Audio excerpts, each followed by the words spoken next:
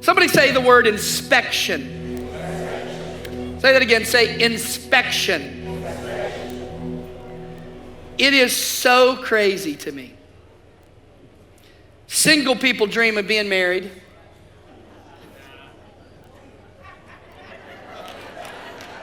And married people fantasize about being single. I hope not. At least nobody here does that, right? Yeah, nobody here.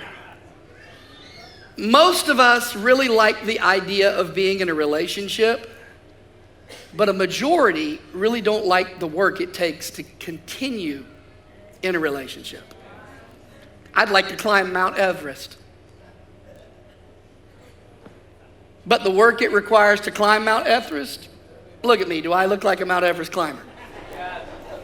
Thank you, I appreciate that. After knocking those over, that's a good way to start to get back in my graces, yeah.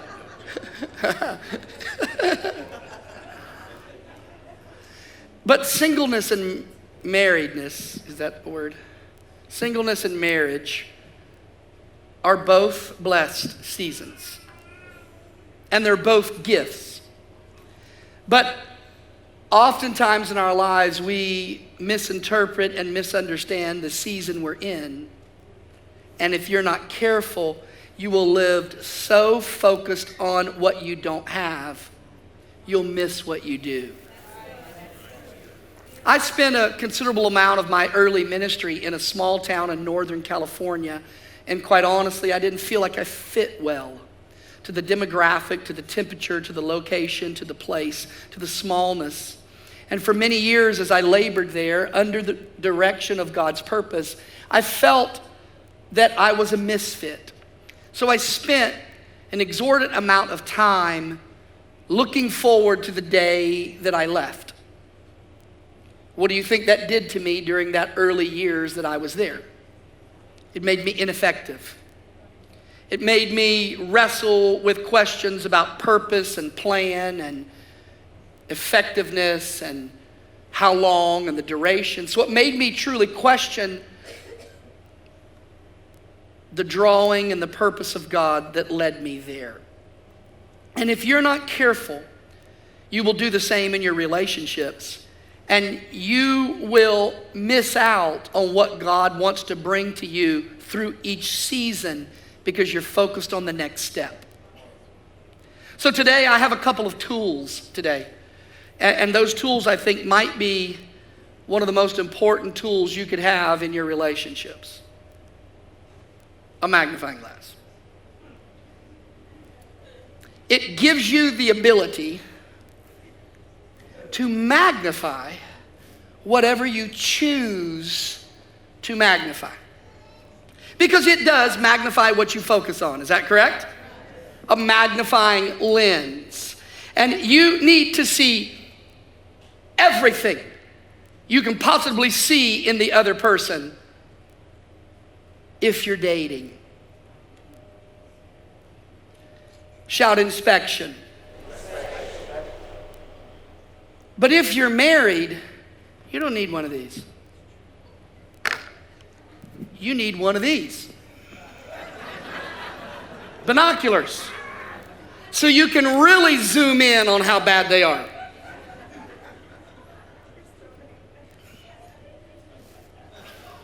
So you can scrutinize everything about them. You can focus on all the shortcomings and irritations you ignored while you were dating. Truthfully, what you need is a mirror. When you move from dating to marriage, you need to look in the mirror and work on you. But we have reversed the paradigm. And when we're dating, we use the mirror to make sure we're perfect. Got the right image, got the tie just right, and the little cute flower and the stripes because she likes stripes, and the cufflinks because she likes it when I'm dressed up when I preach. Got the reservation at 1 o'clock, so don't talk to me after church today. I got everything perfect because I'm representing the image. Because the truthfully is when you're dating someone, let me give a clue to everyone dating. You're not really dating the person. You're dating the image of the person they want you to see. It's a carefully crafted image in front of a mirror. She doesn't eat very much now, does she? She never has an opinion on which restaurant to eat at, does she? Yeah, somebody over there said, yes, sir, you better be careful, Thomas. I think that was you, brother. Yeah. Because the image is crafted carefully in front of a mirror and then coiffed perfectly in the selfie that's dropped on Instagram for you to preview later. Because dating is too much about image and marriage is too much about magnification. This needs to be reversed. When you're dating, you really need one of these. And you're dating, you go, Megan, I'm gonna give you one in just a moment, okay? He's so handsome.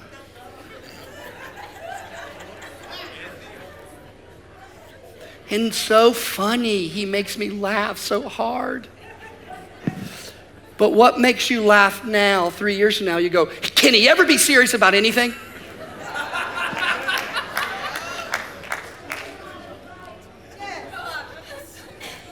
He's so laid back.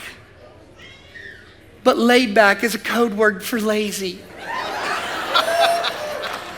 You'll figure that out in about 4 years. Because it's perfect right now. He's got the real swag jacket on. And do y'all even say that anymore, not swag? The cracked jacket on, okay? All y'all over 25, I gotta clue you in, cracked means cool, okay? Cool means rad. I'm really trying to help some of y'all right now, okay? You gotta really keep up with this lingo if you're gonna be connected. Cool, thank you, sir. Yeah. So he's got the jacket on because it's a carefully prepared image presented to the people he is dating. And I'm picking on Gabe, who is our youth intern, but I'm picking on him. But here's the thing. What's necessary is not the image in the mirror when you're dating. You really need to inspect where it goes from here. You have to look close. You have to make sure that what you are willing to gloss over now, because the question that really mystifies me is how does two become one? That's what the scripture says. And that is really an amazing concept, but also equally amazing, how does one become two in 2 years? When you're so passionate to get together and the things that used to enthrall you now just irritate you. It's imperative in your relationships, students, that we have a few of these. How old are you, Megan? Yeah, you can have one. You're of dating age, 24. How old are you, Riley? 17. You almost 18, you probably need one of those. Rui, how old are you? 17. Yeah, 17, yeah, I'll probably give you one, all right? Okay, let's just work through this a little bit.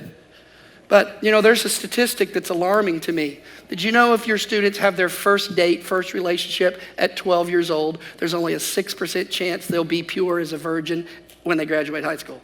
6%. So just let me help you. There's no need for a 12-year-old to have a boyfriend or a girlfriend.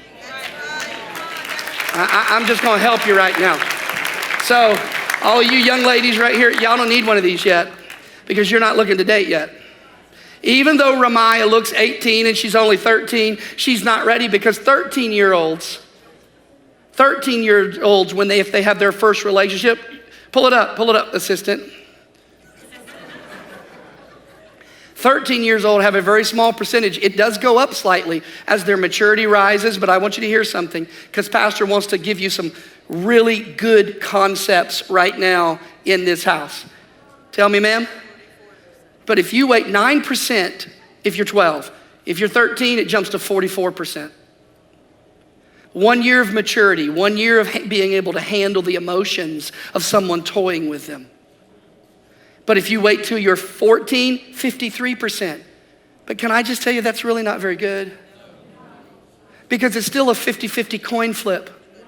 That you will keep your purity and give away the only gift God gives you that is yours, your own, to give away to the person you spend your life with. But if you keep going and you go to 15, it jumps to 60. One more year, you ready? If you wait till 16, it jumps to 83%. 83% if you wait till after 16 years old. You say, Pastor, you are ruining our future right now. I'm trying to, because I want to protect your future. I want to protect your future because I'm gonna preach a little bit today. Is that all right if I just kind of meddle in your personal lives? Will you give me permission for a little bit? The problem is we're using the mirror when we're single, and then we're using the magnifying glass after. And we're so worried about false imagery and practicing to be something we're not. When we are married, the magnifying glass has to go away. But we're flipping it and keeping the magnifying glass in our marriage. And we're scrutinizing the inconsistencies of the people we've committed to. The paradigm is backward. If you are going to keep the magnifying glass, only look at the good things then. Because the moment you focus, let me read you a scripture, Matthew 7, watch this. We'll spiritualize this concept for a moment. Matthew 7, verse 1. Do not judge others, and you will not be judged. That's not just a spiritual concept, that's a relationship concept. For you will be treated as you treat others. Don't be upset when you're rude and someone's rude back to you. The standard you use in judging is the standard by which you will be judged. That is just about as plain as it can be said. And why worry about a speck in your friend's eye when you have a log in your own? How can you think of saying to your friend, let me help you get rid of that speck in your eye when you can't see past the log in your own eye? Hypocrite! First get rid of the log in your own eye, then you will see well enough to deal with the speck in your friend's eye. In other words, deal with you in the mirror and not the person you're married to. Because a speck isn't something you see from a distance. You got to be up close. If I'm noticing a speck in your eye, that means we're in a close relationship. And a lot of people are fearing intimacy because they don't want people to see into them. And our identity has been corrupted because we're not confident. So we keep people at a distance and we carefully prepare ourselves in front of a mirror. Because if I can stay in the mirror, then you can only see the representative of me and not me. If I can hide my reality, then maybe you'll stay in love with me. Because I'm scared to let you get up close because there's a speck, a log. You know, people do the craziest things when they're in the beginnings of a relationship. They magnify all the amazing things about them. And they ignore all the small, frustrating stuff. Again, look how funny she is. It's amazing what you will magnify in the beginning of a relationship. But you choose what you magnify. I hear single people talking all the time about how lonely they are. And I hear married people talking about the very same thing. How lonely they are. Because you get what you magnify. Whatever you magnify, whatever you've lost, whatever you feel you're missing, if you magnify it, you're going to live in it. These are used in datings. These are not used in marriage. Hear me. Because of infatuation, we ignore the warning signs. You heard the statement? You know what it is. Love is. We never ask questions about their bank account. They may love God, but do they have grocery money?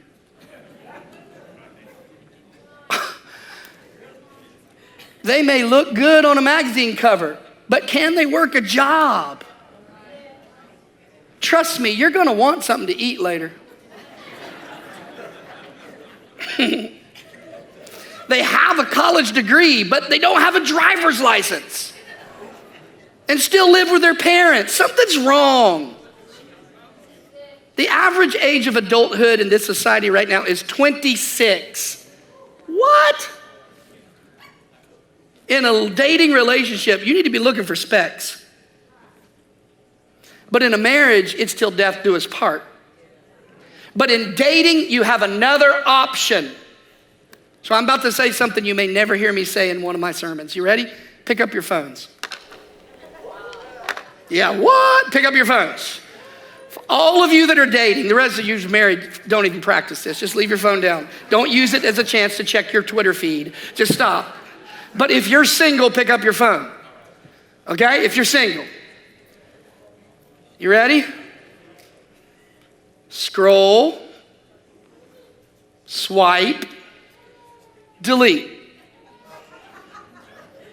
Go to your text messages, scroll, swipe, delete. Come on, practice it with me. You're not really having fun here. Look, I'm not doing it for you. I'm doing it for your friends that might be dating a loser. You're just helping someone beside you right now. Scroll, swipe, delete. It's really easy. And there's something so freeing about the word delete. Kind of like reject when they call. It just feels good. If you're not married and they're showing the signs of not being the right one, scroll, swipe, delete. A lot of grief would be saved in marriages if we did more inspection in the dating process. I'm talking to every single in the house, regardless of your age. A lot of grief would be saved in the marriage process and in the marriage timeline if we would do more scrutinizing in the dating process. And if you would have the courage to scroll, swipe, and delete. Do it. You got to make sure you're both on the same page. If a man has an attitude with his mom, scroll, swipe, delete. Because how he treats his mom is how he's going to treat you. If a fella doesn't have a good work ethic now when he's single and can spend his money on whatever he wants, he ain't going to magically be a hard worker later. Scroll, swipe, delete. I'm really helping some of y'all right now. If she doesn't have an authentic relationship with God, and she's more worried about how she looks at the house of God than how she connects with God, scroll, swipe, delete. Here's your tip. Scroll, swipe, delete. Done. For the sake of someone else, you need to learn this. Some of you need to walk out right now because preaching's over. You just need to apply what I told you. The word you came for has happened because deleting bad influences in your life is necessary to go where God wants you to go. Now let me pause and tell you that's not just in dating relationships, because your phone has access to your thoughts and your phone sets your day. If the first thing you do when you get out of bed is read the news, you're allowing someone else with their own agenda to set your thought process for your entire day. If the first thing you do is get up and look whether that person sent you a text or not from the night before, you're letting someone else's life set your mood for the rest of the day. I wouldn't touch my phone when I got out of bed if I was you. I'd set my day with my God first thing in the morning. But can I tell you, and young people hear, Pastor, and let me really be serious. If the last thing you do at night is look at this, and the first thing you do when you wake up in the morning is look at this, and don't give me all that stuff. I've heard all the excuses. Well, I'm setting my alarm and I'm turning it off. They have things called alarm clocks. They're very unique. You can get them that have actually rotary hands, or you can have them that have numbers. You don't have to have this as an alarm clock. But because we're addicted to the endorphin release when someone likes something, when someone comments on something, or someone texts us, it's like Pavlov's response. Anybody know what Pavlov's response was? Some of the college students are nodding at me, some of the high school students. When it dings, somebody said, nope, I don't know what Pavlov's a scientist, and he showed that when a bell rang, that dogs would run because they associated a treat with the bell ringing. So as soon as the bell rang, they could train them to respond. You are trained to respond when this dings. break the yoke of bondage. How can you think for yourself and let God speak to you if your entire day is set in motion by how this answers, dings, or rings, or speaks to you? Let God speak to you. Can I just deviate? I'm deviating a little bit from relationship stuff, but I want you to understand. You need to inspect a little more. You need to inspect a little more while you're dating. You need to be careful. Because listen to me. Because after marriage, you don't have this option anymore. It's over. Now, if the Bible is right, you don't have that option. But if the Bible isn't right, if culture is right, you can do whatever you want. You can change partners like you change socks. That's okay. It don't matter. But if we're trying to do our lives God's way, which might be a good idea since He created relationships, unconditional commitment is real marriage. I'm not talking about dating when I talk about marriage. I'm talking about unconditional commitment. Now let me say something else here. I'm not even talking about your past. Listen to me, I'm talking about your present. So somebody say, from this day forward. There's not one of us in this room who hasn't been touched, who has not been touched by the difficulty of separation or divorce. And when you say marriage as a preacher, when you talk about divorce or you talk about separation, immediately certain people shut down on you. They won't hear another word today from this sermon because they think I'm here to judge or condemn.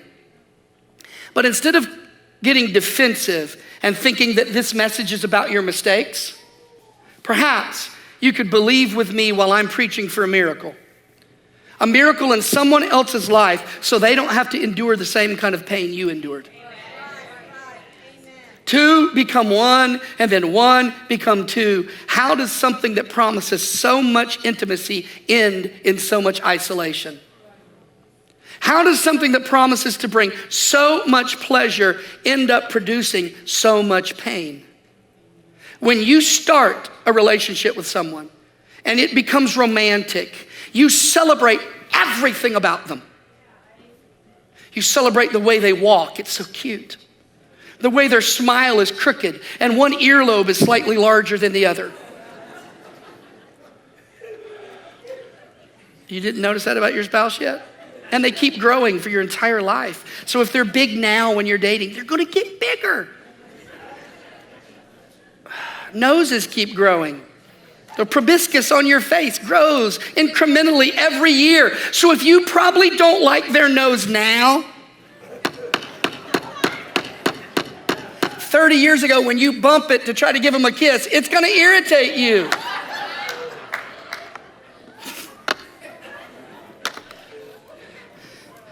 Everything about the relationship at the beginning is celebrated. All the people that are dating are getting so uncomfortable today with this word. You celebrate, here's the deal. You celebrate everything about them that's different than you are. And it's attractive because opposites attract. But unfortunately, in marriages, opposites start to attack. When you're dating, opposites attract. It's so cool. I'm messy, you're neat. It's awesome.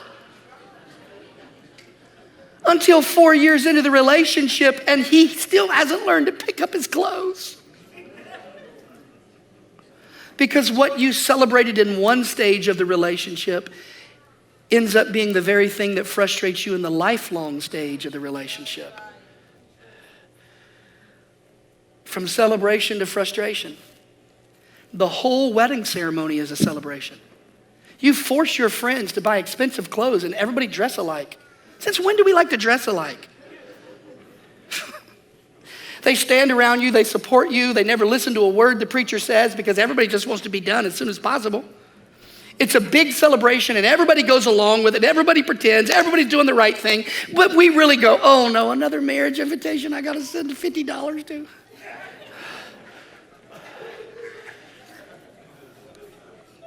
Apparently I'm way too honest today. But there are some stages, if you're not careful, you'll walk through in relationship. Celebration, everyone say celebration. Toleration. frustration. What used to be cute isn't really cute anymore. And if you tolerate what God called you to celebrate, it will eventually frustrate your relationship. Say this with me. Say, passion disappears. You ready? When we becomes me. When we date, it's all about them. When we get married, if you're not careful, it's all about me. Marriage isn't about fixing them. Marriage is about two becoming one to be the best you can be together. And when you look to other people, hear me, because marriage isn't about fixing you with them. When you look to other people to satisfy your deepest desires, you will end up disappointed. Two becomes one. If you're married, you're not a me anymore. You're a we. And if you're not ready to be a we, stay single. It's a simple choice. Everybody do your hands like this. Do that right there. W. That look like a W? My finger's all broke, crooked. W. That's what you are when you're married. You're a we. The moment you flip it over and become a me, it ruins your relationship. I feel like I lost myself, Pastor. I've heard this countless times. I just feel like I'm lost in this relationship. Well, you kind of did lose yourself. You decided to do that. You made a choice to lose you because two become one. And marriages get in very serious trouble when our we that we chose in celebration to become becomes a me. You can't do it. And we live in a ridiculously self-centered generation. When you get married, you don't get to use the first person singular anymore. Not about your life-changing decisions. No. You can scratch it out of your vocabulary book. You do not have permission to say, me, me, me, me. You get to do that when you're single. But when you're married, it's we. And if you're not ready to go from me to we, just stay single. Well, I want to get married, Pastor, but I got my own life too. Just keep going to Starbucks in Dayton. Just keep getting coffee separately and have lots of friends. Don't get married. If you want your own life, you don't need a marriage. That's right. That's true. I was 25 when I got married, not long after I turned 26. I was traveling out west speaking at all these youth camps and all of these churches, and God was really blessing. I'd graduated college, and 21, 22, 23, 24, I was single. So I made a goal. I'd really never seen giant mountains before. Blue Ridge, but that's not really mountains. You know, Tennessee, West Virginia, those are kind of small hills compared to the Rockies. And I get out there and I fell in love. When I drove out up into Denver and I saw the front range of those mountains in the distance, I fell in love. And I just thought, this is absolutely amazing. And I had skied never really skied. I'd skied in West Virginia. I'd never really skied much. I fell in love with downhill skiing. I started skiing. People started taking me. And I just flipped over it. So I'm an evangelist, remember, real spiritual. I had 3 sets of skis strapped to the top of my car. I had a powder set for powder days. I had a mogul set for tight, twisty, double black diamonds. And I had a groom set, depending on the snow conditions. So I had an old atlas. An atlas, kids, is this book that's large. It was made by Rand McNally, and it has pictures of each state with roads in it, okay? You have a GPS, but this was an atlas. And so I had an atlas, and I would highlight every road I drove preaching. So I had this thing, I'm gonna drive a different road every time I go somewhere. I won't take the same path. So I was crisscrossing Colorado, Utah, Wyoming, Montana, a little bit of Nebraska, into British Columbia and Oregon and Washington and Utah, and all throughout these western states. And so I preached almost 3.5 years out there uninterrupted. So I'm traveling. So I decided I would ski every ski resort west of Denver. Nobody thought that was impressive? It is impressive. That was my goal. I'm gonna ski every single day off. Guess what I was doing in the winter? I was shredding. I was skiing and I would go, boop, yep, got Whistler, yep, got Grand Tetons, whoop, got Sun Valley. Let me tell you the funny story. This is a great story. I'll make it really fast. I left Rock Springs, Wyoming in the middle of late one night after speaking because I was supposed to go to Seattle. Well, I decided to leave. I'm on my way, and a giant snowstorm's coming, so I'm going to try to get ahead of it. I got caught in it a little bit, so I decided on my way to Seattle. I didn't start preaching until the following Sunday, so this is Sunday night.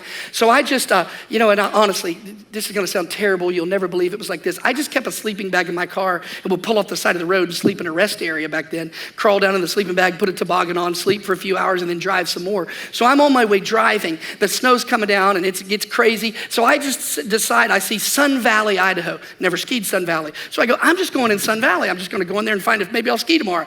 Well, I found this cabin with just like a few other cabins for $25 a night. I rented this cabin right almost at the foot of the ski lift. And long story short, I stayed every day skiing. There were no cell phones back then. My mother didn't know where I was, and I used to have this number. You call it, it'd ring wherever I programmed it. Well, I had left it in Wyoming. She's calling, and the people in Wyoming going, he left Sunday night, relatively early. He was on his way to Seattle. All my mom does, she's watching the Weather Channel, and she's seeing every terrible, because it's always the worst. They can't ever say, tomorrow, 70% chance of sunshine. It's always 70% chance of rain. So she's watching all this. She's terrified. So she's got the pastor's information in Seattle where I'm going. He calls and said, we ain't heard from him. We don't know where he is. I'm skiing Sun Valley every day. She has called the Wyoming State Patrol, the Idaho State Patrol, the Montana State Patrol, the Washington and the Oregon State Patrol, and filed missing persons reports trying to find her son who is just skiing Sun Valley. And there's no cell phones, so on a pay phone or whatever on the hotel phone later in that week, on Saturday morning, I call my brother, go, whoa, guess what I've been doing all week? He goes, you better call your mother. You can't do that when you're married. You can't ski every resort. I didn't finish my goal. I was close. Did a lot. There's a lot of resorts. But let me tell you something. You can't do that when you're in a marriage because it's about we, not me. And the sooner you get that, the more healthy your relationship's going to become. But the more you focus on me, the more destructive it's going to become in your relationship. You got to get the right priorities. You're allowed to do ski resorts when you're young.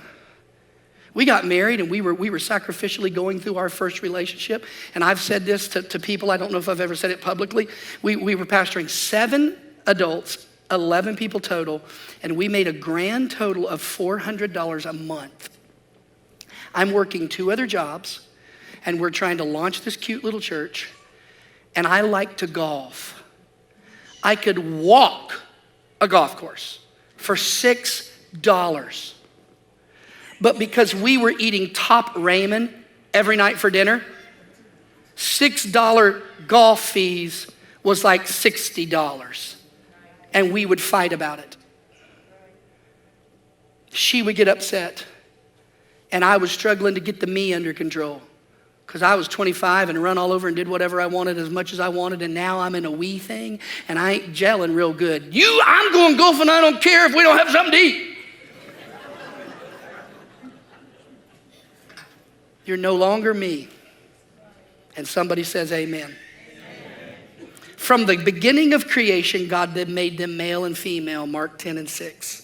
For this reason shall a man leave his father and mother and be joined to his wife, and the two shall become one flesh. Everybody said one. So then they are no longer two, but one flesh. Therefore, what God has joined together, let no man separate. It's baffling how people can want to merge their lives, their individualities together, and then later that same couple end up only speaking through attorneys.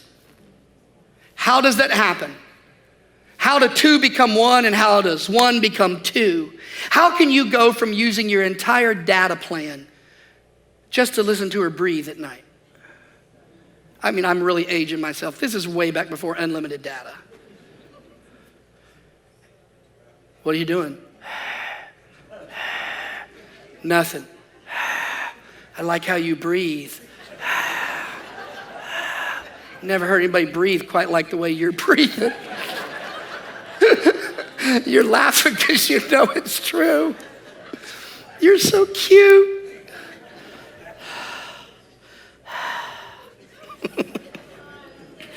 You don't even have to say stuff when you're dating. Just look at them. You eat so cute. I like how you chew. Some of y'all have been married so long, you don't even remember this. I remember this. Wow. You chew your food beautifully. Wow.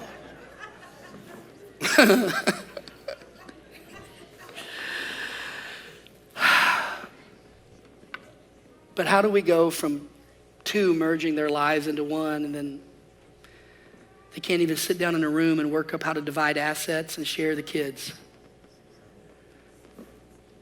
Husband and wife were celebrating their 25th wedding anniversary, and the husband took his wife by the hand and made a dramatic announcement. I'm taking you to China for your 25th. She goes, we've never been to China. This is awesome. If we're doing this for 25th, what are we going to do for our 50th? He said, that's when I'll pick you up.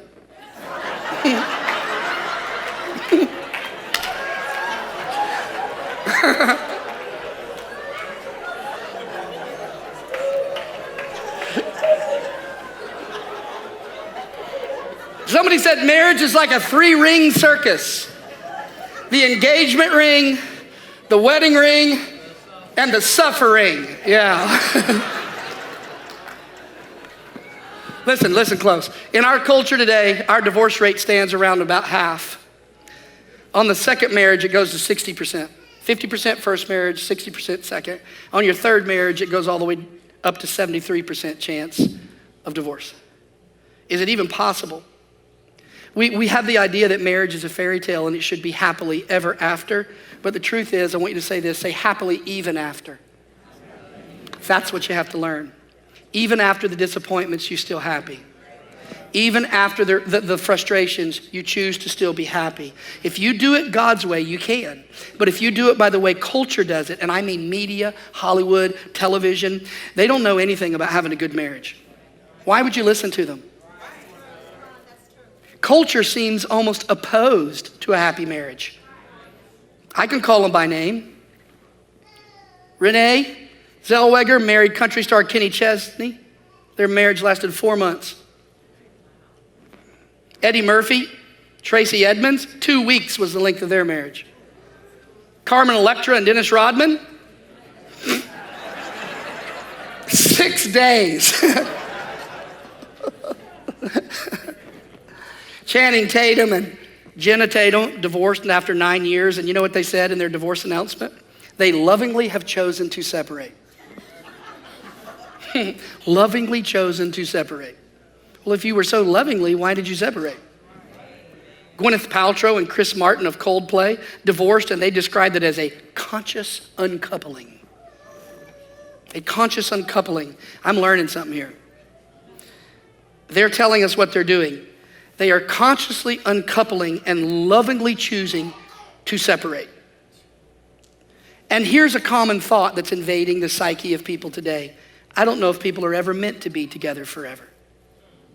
Our lifespans, I read this just this week, as lifespans have increased, there's less certainty about finding and keeping lifelong love with just one person.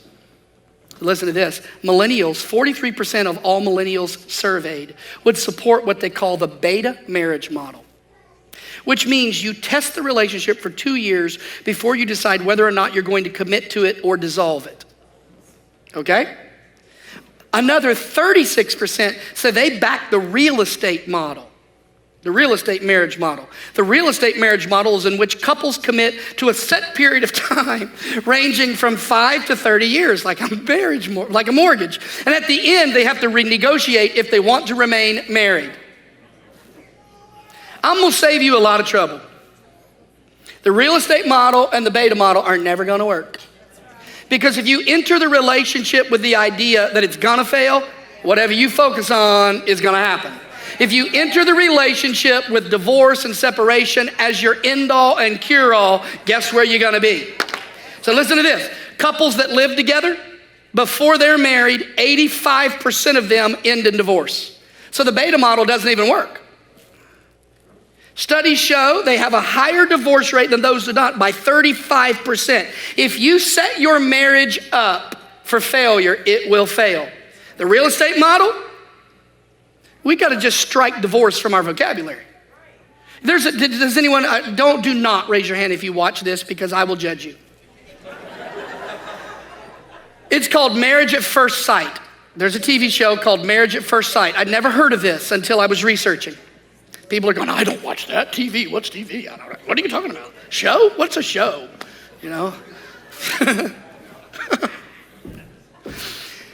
People agree, listen, to participate in an extreme experiment and make legal binding marriage covenants with complete strangers. We are a fame-seeking generation.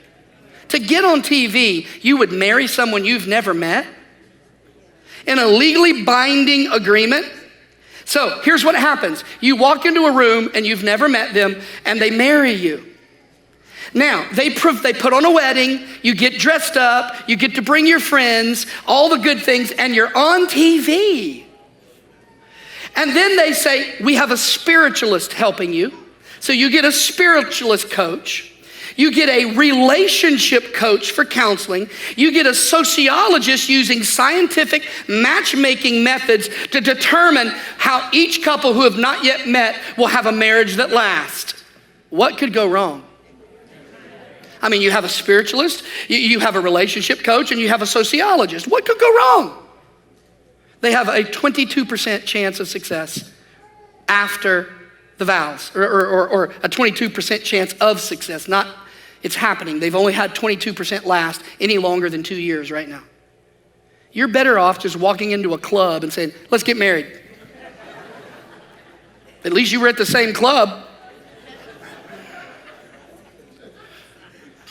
But that's the kind of thing people are looking to in our world as an example. I'm gonna tell you what you need to look to. It's called the Bible. And it tells you how to have a successful and blessed marriage. Now I hear people tell me all the time, say, we got irreconcilable differences. Stop it. What are you talking about, irreconcilable differences? I've had irreconcilable differences for 26 years. They're still not reconciled. She's neat and I'm messy. She's sweet and I'm mean. She cooks, I don't. She's skinny, I'm fat. It's irreconcilable. She's a peacemaker, and I'm a troublemaker. She's a rule follower, I'm a rule breaker. Who said woo?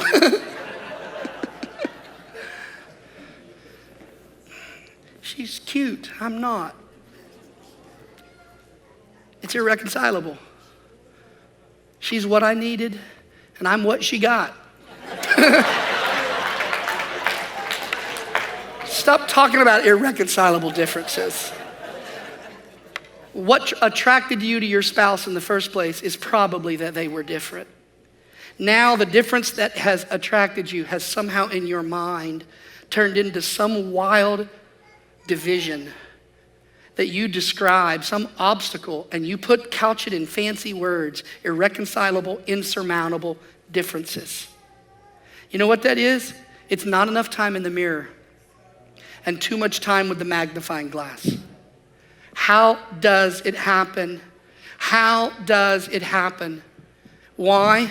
Because all we do is spend our time scrutinizing our spouse rather than saying, God, how can I be a better spouse? What can I do to make this marriage work? How do I change me? I'm looking in the mirror. You didn't need the mirror when you were single. You need it now. You need to stand in front of it and say, is it me that brings the conflict to the table? Is it me that doesn't offer forgiveness? Is it me that holds the grudges? Is it me that brings up the past? Is it me that is constantly adversarial? Is it me? Is it me? Is it me? Instead of, look at you. Look at you. Look at you. Get rid of these. I give you permission to every single individual in the house. I'm gonna give you one. If I got enough, you can have it. Because I want you to use this. I want you to inspect everything about their lives. How spiritual are they? How dedicated are they? How hardworking are they? How kind are they? How benevolent are they? How gracious are they? How merciful are they? How kind? How good? Look at it, inspect it, pray about it, research it, talk to your parents, talk to your pastor, talk to your peers, inspect them, because if you'll do more detail work now, it'll save you heartache later. But listen to me, when you get married, get rid of them.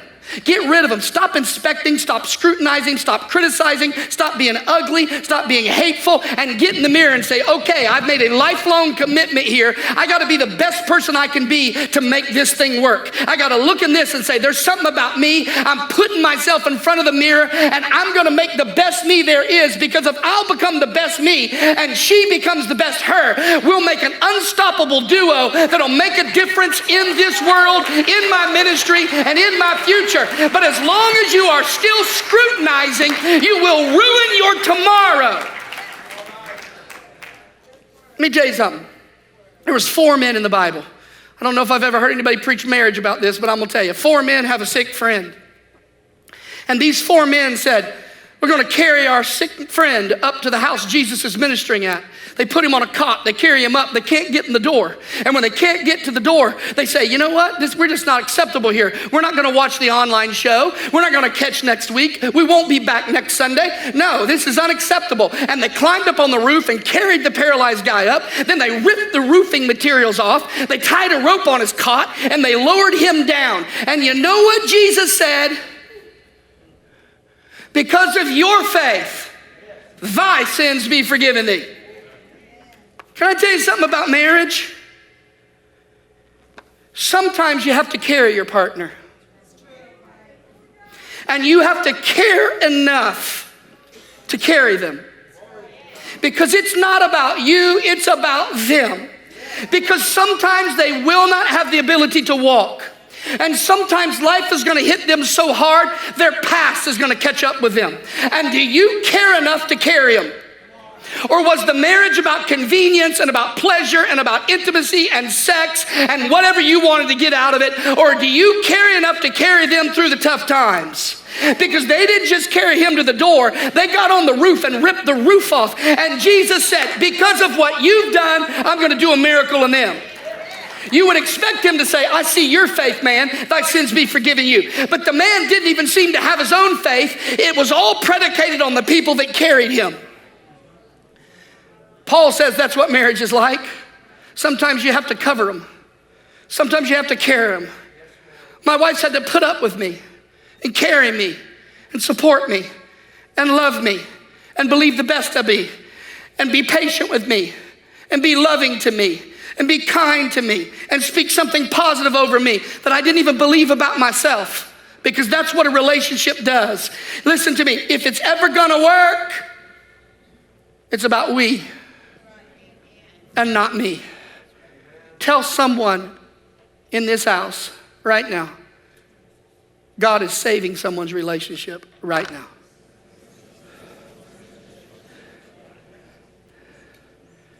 Passion dies when debtors become collectors. When we decide it's about me and I demand you pay the debt you owe me. Because we are in debt to each other in a relationship. But when you demand payment on your terms, your passion will die. It's over. The moment you demand, the moment you press. Simon Peter thought he was being excessive. He said, Jesus, how many times we forgive? And he said 70 times 7. 7 times 7, 490 times in one day for one offense. Over and over and over, you live in a perpetual state of forgiveness. The number 7 is the number of completion. It's the number of perfection. 70 times 7, completion and perfection times completion and perfection. To infinity, beyond. You forgive consistently, always. Forgive. So to every married person in this house, forgive. Love each other. Forgive, move past it. Jesus took the lid off the limit of grace that you release. Take yours off too. Stop bringing up the past. Stop scrutinizing the specs. You made a choice to give up yourself. Continue to do so. For all the dating people, scroll, swipe, delete. Get out your magnifier and look close.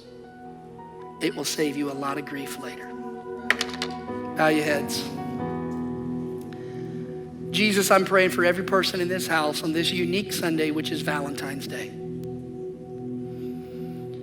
If there is anything in our society that is under assault, it's marriage. Relationships are constantly being challenged. People are overwhelmed by adversities and frustrations.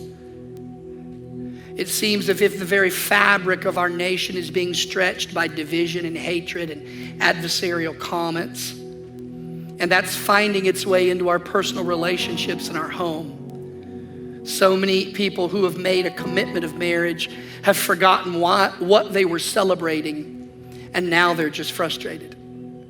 And they're magnifying the weaknesses and the inconsistencies of the people that they love, and it's undermining their ability to love and be together.